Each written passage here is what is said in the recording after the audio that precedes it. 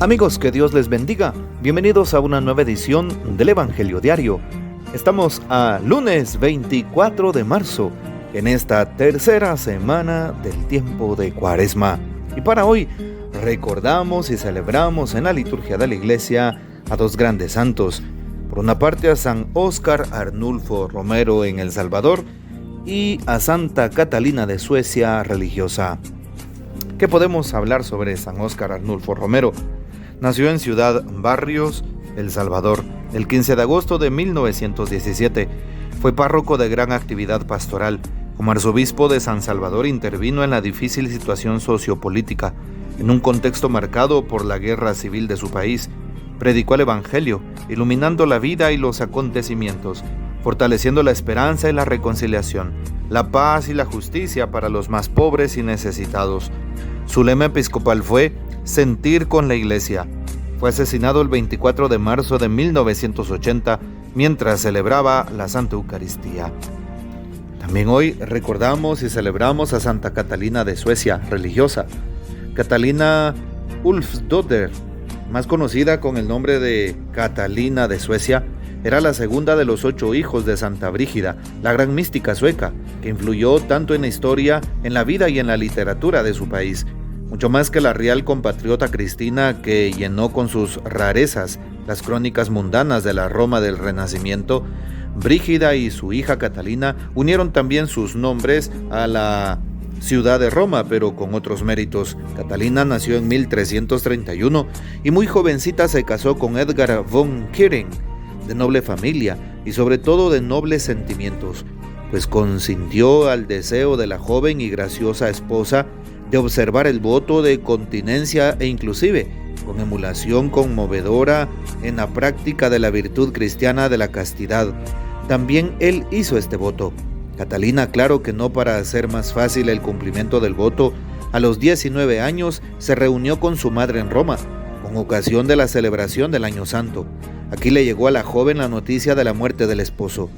Desde este momento la vida de las dos extraordinarias santas transcurre por el mismo binario. La hija participa con total dedicación en la intensa actividad religiosa de Santa Brígida, quien había fundado en Suecia una comunidad de tipo cenobítico en el pueblecito de Vadstena, para acoger en conventos separados de clausura hombres y mujeres bajo una regla de vida religiosa inspirada en el modelo del místico Bernardo de Claraval. Durante el período romano que se prolongó hasta la muerte de Santa Brígida, el 23 de julio de 1373, Catalina estuvo continuamente junto a la madre en las largas peregrinaciones que emprendió, frecuentemente entre graves peligros, de los que las dos santas salieron ilesas por intervención sobrenatural. A Santa Catalina se la representa frecuentemente junto a un ciervo que, según la leyenda, apareció varias veces misteriosamente para ponerla a salvo.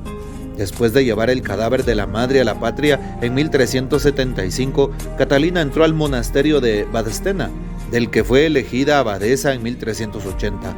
Acababa de regresar de Roma, en donde había estado nuevamente 5 años para seguir de cerca el proceso de beatificación de la madre, que terminó positivamente en 1391, según una leyenda. Catalina salvó a Roma de un desbordamiento del río Tíber. El Papa Inocencio VIII permitió el solemne traslado de las reliquias, pero será la unánime y universal devoción popular la que le decreta el título de santa y le celebra la fiesta el día del aniversario de la muerte, el 24 de marzo de 1381. Pidamos pues la poderosa intercesión de Santa Catalina de Suecia, religiosa, y de San Óscar Arnulfo Romero, obispo. Para hoy tomamos el texto bíblico del Evangelio según San Lucas, capítulo 4, versículos 24 al 30. En aquel tiempo, Jesús llegó a Nazaret, entró en la sinagoga y dijo al pueblo: «Yo les aseguro que nadie es profeta en su tierra. Había ciertamente en Israel muchas viudas en los tiempos de Elías, cuando faltó la lluvia durante 3 años y medio. Y hubo un hambre terrible en todo el país. Sin embargo, a ninguna de ellas fue enviado Elías, sino a una viuda que vivía en Sarepta, ciudad de Sidón. Había muchos leprosos en Israel en tiempos del profeta Eliseo. Sin embargo, ninguno de ellos fue curado, sino Naamán, que era de Siria». Al oír esto, Todos los que estaban en la sinagoga se llenaron de ira, y levantándose lo sacaron de la ciudad, y lo llevaron hasta una barranca del monte, sobre el que estaba construida la ciudad para despeñarlo. Pero él, pasando por en medio de ellos, se alejó de allí. Palabra del Señor, gloria a ti, Señor Jesús. Hoy tomamos en la primera lectura en el segundo libro de Reyes, capítulo 5, del 1 al 15, la historia de Naamán, el general del ejército sirio. Así es que evidentemente está lleno de lepra. Ha acudido pues a todos los sacerdotes de su pueblo invocando a sus dioses, y no han logrado nada, hasta que alguien le cuenta de que vaya con el profeta Eliseo, puesto que aunque pertenezca a otro pueblo, a los hebreos, a los israelitas, pues le manda a curarse bañándose 7 veces en el río Jordán.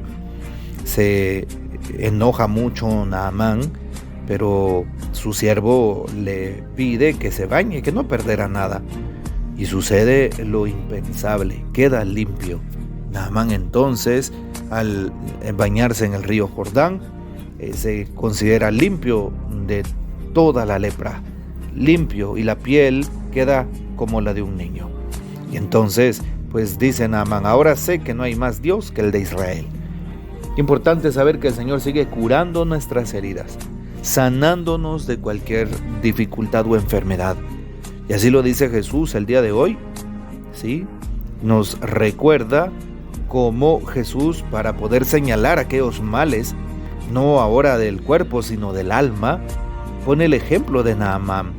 En Israel había, pues nos dice, muchos leprosos, pero el profeta Eliseo no fue enviado sino a curar a Naamán, que era de Siria. Así es, y aparte era del ejército y un general.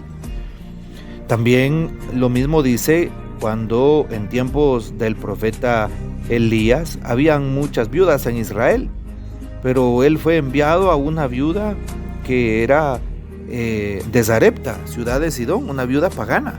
Así es. Por lo tanto, la gracia de Dios llega a lugares que menos esperamos, a corazones que posiblemente no conocemos. Así es la gracia de Dios. Hoy se nos invita a confiar en el Señor, y así como Naamán, el Señor nos limpiará, nos restaurará. Limpia nuestras heridas, venda nuestros pecados. En este tiempo de Cuaresma estamos invitados a la confesión.